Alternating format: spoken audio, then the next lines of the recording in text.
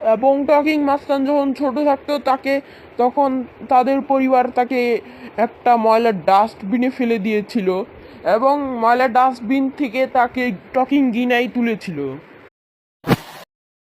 Talking জেনা, একটা আমি দুধ খাবো, আমাকে তাতে দুধ দাও। টকিং মাস্তান বাবা, এই নাও তোমার দুধ। আজ কি গরুর দুধ ছিল? এবং একদিন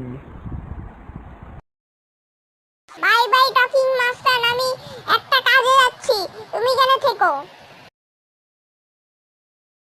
এই কয়েক বছর কেটে যায়, টকিং কিনা তখনও আসে নাই। ওই দিন তার বার্থডে চলে আসে এবং সে